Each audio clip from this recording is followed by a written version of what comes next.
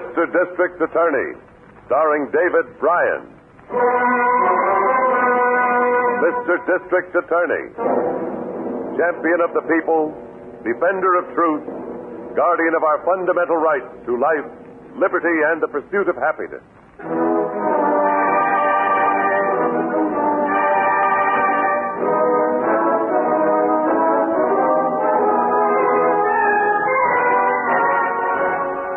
And it shall be my duty as district attorney not only to prosecute to the limit of the law all persons accused of crimes perpetrated within this county, but to defend with equal vigor the rights and privileges of all its citizens.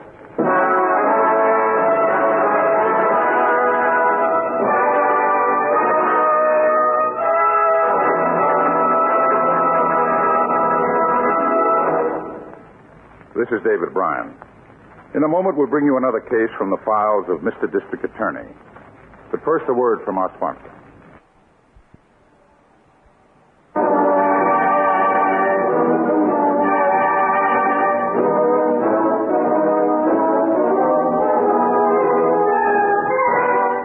And now, here is our star, David Bryan, as Paul Garrett, Mr. District Attorney.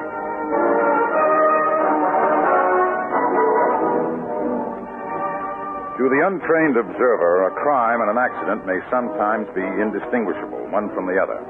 But a district attorney must weigh each possibility in the scales of science and circumstances before drawing his conclusions. You take this case. It started on a farm near County Line at 2 a.m.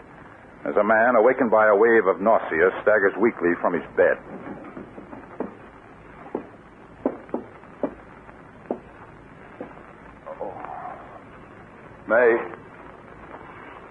May, where are you?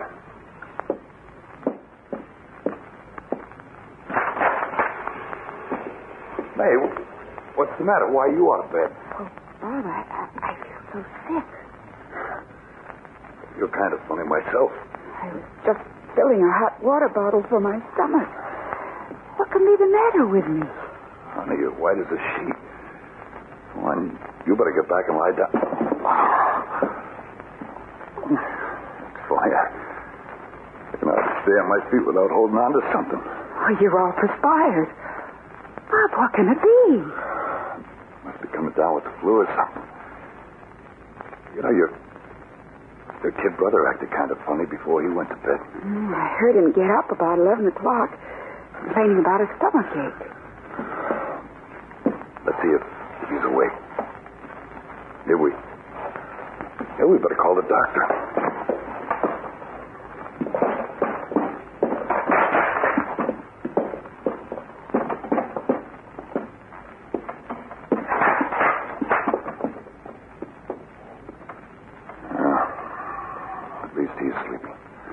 It's so chilly in here.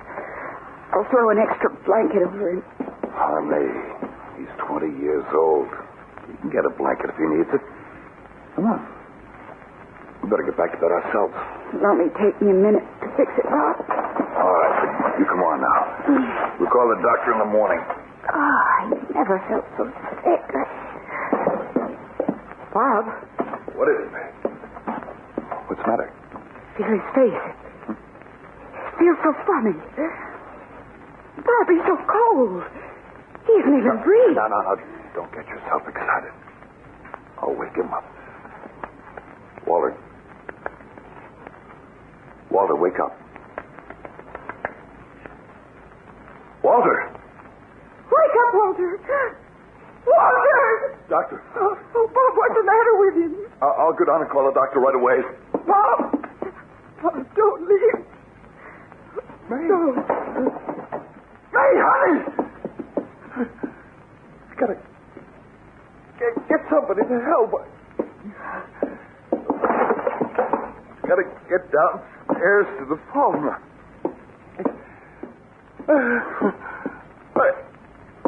I can't make it.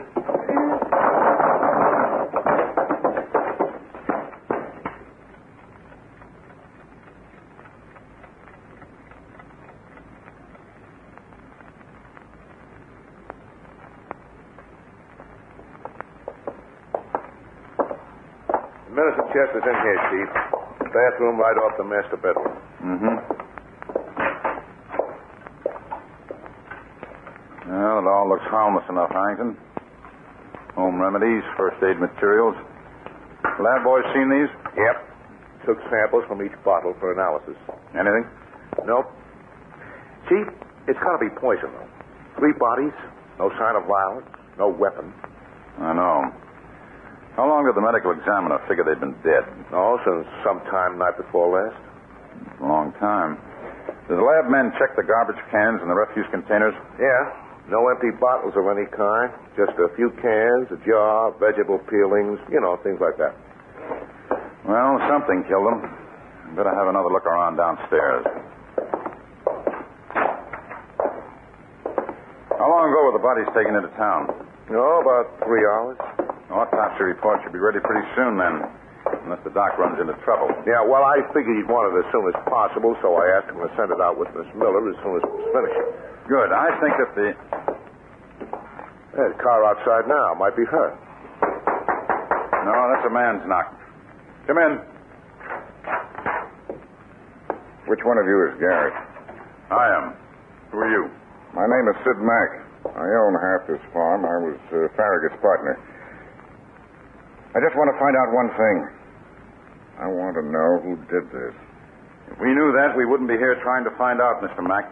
I just want to make sure that whoever did it doesn't get away with it. You can post a $5,000 reward for the killer in my name. Make it 10. Make it anything I got, but get him. We don't need rewards for that, mister. What we need is information. You said you own half this farm, Mr. Mack? Yes. And you haven't been here since the night before last? I don't live on the place. It was just an investment for me. I set Farragut up here. I got a big hardware store over in Emmetsville. I live there. I see. Do you know anybody who might have had any reason for wanting Farragut and his family out of the way? Out of the way like this? Why, it'd have to be a madman. Squad car just turned into the road, Chief. That's Miss Miller. Looks like Simmons driving. They're in. Right. We've been waiting for an autopsy report, Mr. Mack. Hi, Miss Miller. It may tell us which way to move. I hope so. Got Dr. Miller's autopsy report, Mr. Garrett. Good. Could he establish the poisoning agent? There wasn't any. There wasn't any. You mean he couldn't make an analysis? No, sir. There just wasn't any deliberate introduction of a poison. All 3 deaths were accidental. Well, let me see that report. Doc must have missed something this time, Chief. No, he didn't miss anything, Harrington. The deaths were caused by botulism. Botulism? What's that? The result of improper home canning of food. The report shows that the Farraguts made their last meal of green beans, potatoes, and canned sausage meat. The bacteria was unmistakable. It was the home canned sausage meat. Well, I guess in a way we can be thankful, Chief. It's nice to know it wasn't murder. Another way, I almost wish it were. Mr. Garrett. No, don't misunderstand me. I'm afraid we've got a greater and a much more dangerous job on our hands than just finding a killer. I don't follow you, Chief. We've been all over the house, Harrington. The kitchen, the pantry, everywhere. There's nothing in the house that's home canned. And no equipment for home canning. Hey, that's right. All we found was one empty jar on the kitchen drain board. Farm women do pass out samples of their home canning to friends and neighbors, Mr. Garrett. That jar might have been a gift. Quite a gift. Like a stick of dynamite with a lighted fuse. What you're trying to say is that somebody around here might have a pantry full of poison and not know it. That's exactly right, Mr. Mack. The Farraguts are dead, but dozens of others may die the same way unless we find out where that sausage meat came from, and fast. Harrington, get all available local police on this with a couple of squads sent out from the city. I want the sheriff and all his available manpower, too. Right. Fan them out for a 20-mile radius. I want direct contact with anybody in the area who can't be reached by phone. See if anybody they can reach gave the Farraguts a jar of sausage meat. Get right on it. I'll have it set up in 20 minutes. Miss Miller, you'll be in charge of the phone campaign. Special operators from the phone company. All that they can spare. All listings in this area to be called. So where will you be? I'm back at the office, praying that we don't get any more calls from the hospital or the morgue before we find the source of that jar.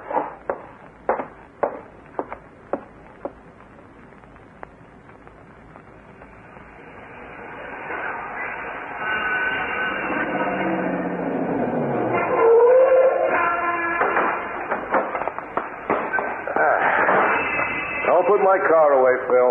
I may be going right out again. Sarge? Aren't you? Oh, there's an elevator. Hold it, Pete. 8, please. You know, Chief, I don't think we missed more than a dozen people in the area you mapped out. Now, we know most of those are away on business or vacations. Yeah, I know. 5 days. If only somebody'd come forward and admit that they came to stop the Farragut's ate, we'd know we were safe. Well, they may be afraid of being held responsible for the death. Oh, with the newspaper and the TV and the radio campaigns telling them that the inquest held the death as accidental? Just the same, people scare. It is something to wonder about. Oh, here we are. Thanks, Pete. Well, maybe one of the squads have left the report with Miss Miller. What time is it? Almost 10 p.m. Well, hello. I thought you'd never get back. Sorry to keep you so late again, Miss Miller. Any news? No, I'm afraid not. Everybody's checked in. The reports are on your desk. Oh, thanks. You'd better go home. All right. Oh, there's a Mr. Carruthers in your office. He's been waiting to see you since about 6 o'clock. 6 o'clock? That's a long wait in any league. Do you know who he is or what he wants? He wouldn't tell me. He said it's confidential. All right. I'll see him. You run along. Good night. Good night, Harry. Good night. Miss Miller. Well, let's have a look at the reports and see what the very patient Mr. Carruthers wants.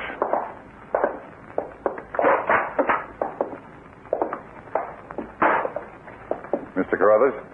Oh, excuse me, I almost dozed off. Oh, it's all right. I'm Paul Garrett. This is my assistant, Mr. Harrington. Oh, yeah. Anything we can help you with? Yes, I flew down from Hartford to see you, Mr. Garrett. I'm an investigator for the Eastern and Frontier Insurance Company. Mr. Garrett, we understand that you're still investigating the deaths of Robert and May Farragut and their brother, Walter McMahon. Well, we're trying to locate the source of the food that killed them, if that's what you mean. Then, this isn't a criminal investigation. Didn't you get a report on the inquest verdict? Yes, but you can't blame us for being interested when a beneficiary submits a claim for $30,000. 30,000? Who's the beneficiary? Somebody who had a half interest in the Farragut farm. A man named Sid Mack. No wonder he could afford to offer a $10,000 reward, Chief. Yeah. How long ago were those policies written, Mr. Carruthers? I have the dates right here. Let's see, just a little over a year ago when Mack bought his interest in the farm. That's the main reason my company wanted to be certain about your investigation, Mr. Garrett. It's a routine matter, of course, for partners to insure each other, but... This involves Farragut's entire family. Yes. However, since there's no criminal investigation, you'll have to honor Mr. Mack's claim. Thanks for your time, Mr. Garrett. Just a moment, Mr. Carruthers. I suggest you don't recommend payment of that claim just yet. But, Mr. Garrett, you just said there's no criminal investigation. There wasn't a minute ago, but there is now.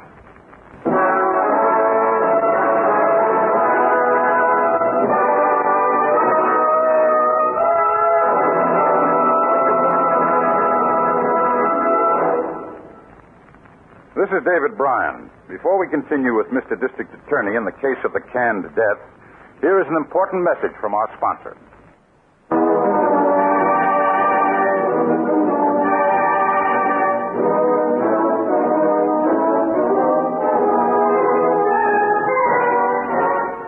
And now, back to David Bryan, starring as Paul Garrett, Mr. District Attorney.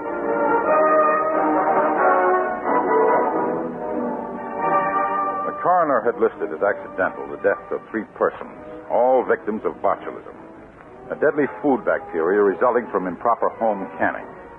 In trying to locate the source of the lethal food to prevent other fatalities, we came into contact with an insurance investigator who disclosed that the 3 dead people had been heavily insured and that the beneficiary was Sid Mack.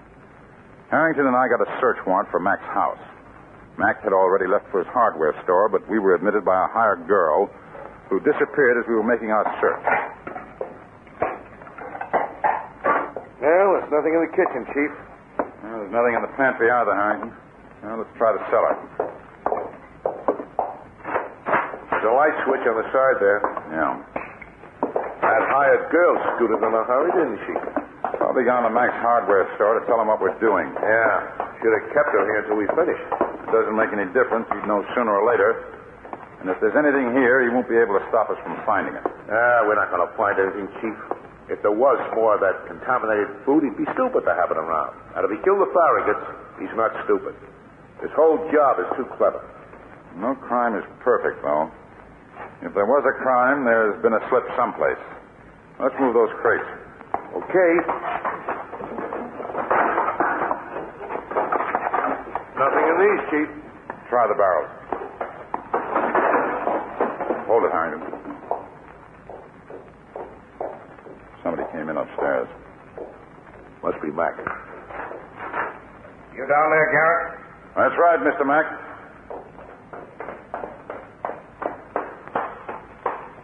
What's the big idea? Just having a look around. We've got a search warrant. You know so much about the law, maybe you're going to need more than a search warrant. I had a call from an insurance man named Carruthers this morning. And we had a call from him last night. That's why we're here. I've got a legitimate insurance claim, but you've stopped payment of it. It'll be paid in due time, if it should be paid. Yeah. Let me tell you something, Garrett. Out at the farm, before we found out what killed the Farragut's, I offered to put up everything I have as a reward, didn't I? Didn't I? Yes, Mac. You did. I'm glad you mentioned that, Mac, because it just brought something to my mind. Something that's been trying to register ever since you made that offer. What? How long have you been in the hardware business? Look, 11 years. Why? Because when we told you the Farragut's died from botulism, from food that wasn't canned properly, we almost had to draw you a blueprint. You didn't seem to know anything about it. How should I know anything about it? Don't you sell canning equipment at the hardware store? Well, We can ride over to the store, have a look at your stock. Do you sell it or don't you? Oh, right. I sell canning equipment. Any hardware store does. I don't even know why I'm bothering to talk to you. You've got your warrant. Go ahead and search. But you're not going to find anything here. No canning equipment and no canned sausage meat. So go ahead. Search your heads off.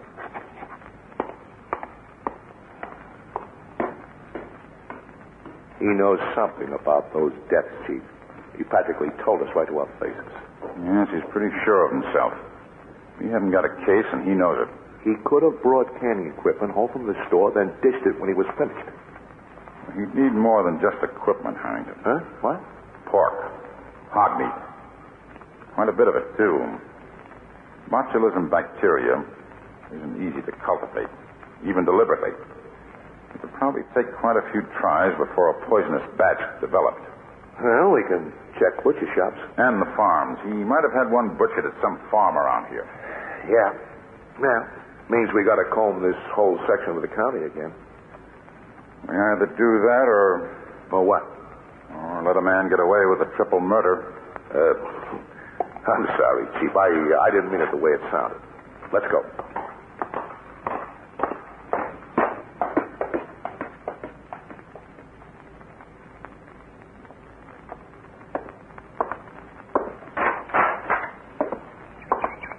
Well, thanks, Mr. Foster. Bye.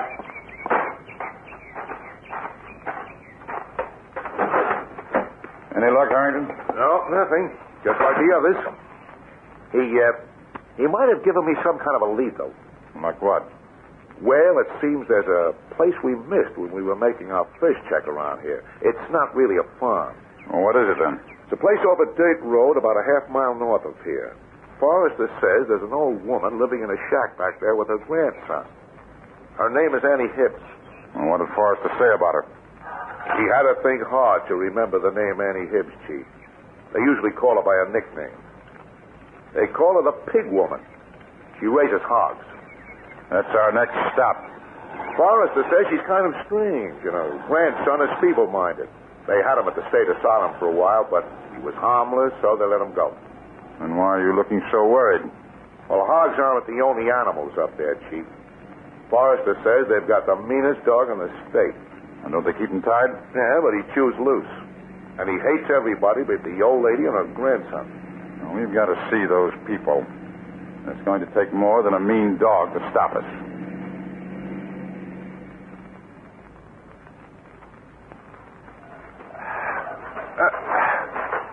Yeah, there's a shack. Yeah. Big pen, too. Look. Huh? There's a man. What? Oh, hey, mister, wait a minute. He's taking off like a scared jackrabbit, Chief. That must be the grandson. Well, let him go for now. Why did you scare my grandson? What do you want here? Well, we'll tell you in a minute, but there's something else we'd like to know first. Where's your dog? That's him, buried there. The devil come for him. He's dead, and Luke cries for him. He's afraid at night without the dog. Luke must be the grandson, Chief. Yeah. We just came up here to see if you have any home canned sausage meat we might buy. No, I don't know nothing about canning. I see. Then you never gave any canned sausage meat to a family named Farragut. You know who they were, don't you? Their farm is less than a mile from here. Yes, I know. Then you must also know they're dead. Not dead. Gone to glory. If you never gave anything to the Farraguts, did you ever give or sell, any of the canned sauces to a man named Sid Mack? Or even a live hog. Well, did you any? You've got a right to sell what you own. I don't know nobody by that name. He owns the hardware store in Emmettville.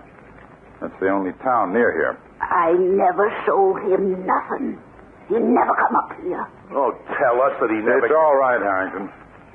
Thank you, Annie. That's all we wanted to know for now. And don't you ever come back here again, ever. You ain't taking my grandson back to that place here. You'll never get this close if that dog was living. You ain't taking Luke back to that place. He means the asylum, I think. Yes. Get over behind that brush. Hard to tell with anybody like that, Chief. But she seemed to tighten up when you mentioned Sid Mack. Yes, he's been up here all right. Harrington, I've got a hunch. You stay here until I send a lab crew out. What for? I want to know what killed Annie's dog.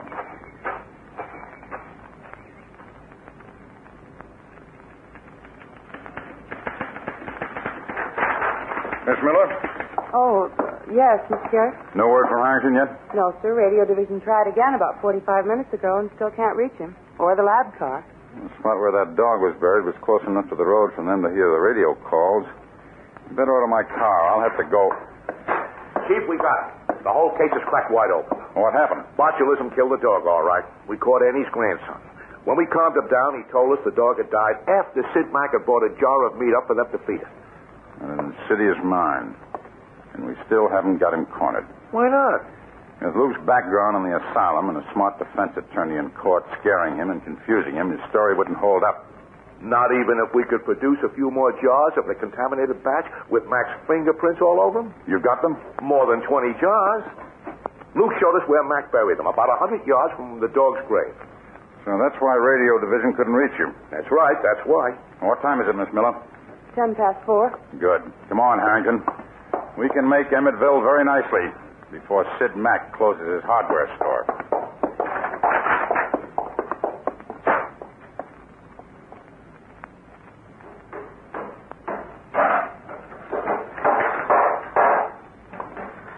I'll be with you in a minute, man. As soon as I get you straight of that. Oh, it's you two again. What kind of a bright idea have you got this time? An idea that's going to book you for murder, mister. Are you kidding? You can drop that smile, Mac.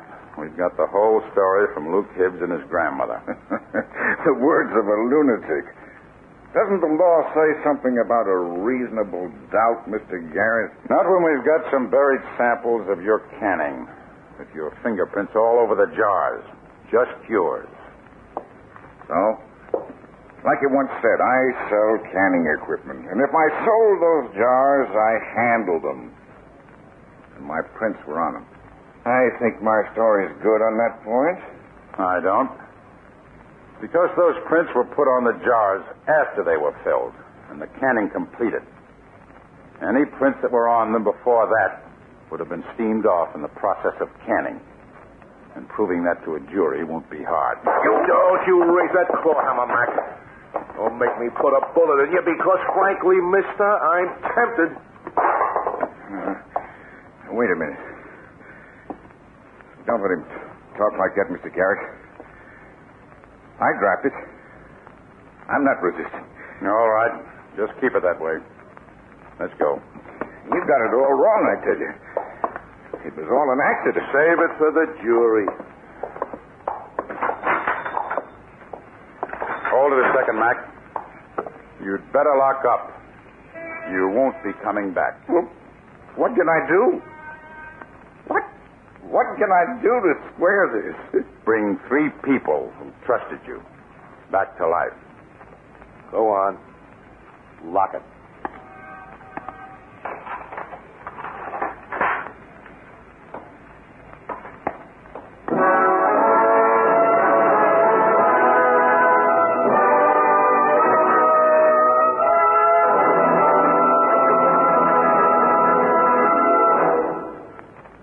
This is David Bryan again. I hope you've enjoyed this case from the file of Mr. District Attorney. I'll be back in just a moment after this message from our sponsor.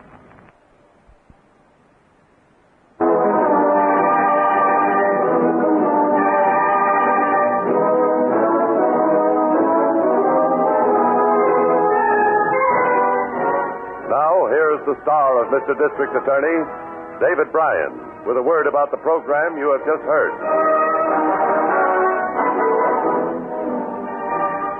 Sid Mack was tried and convicted on a charge of murder in the first degree.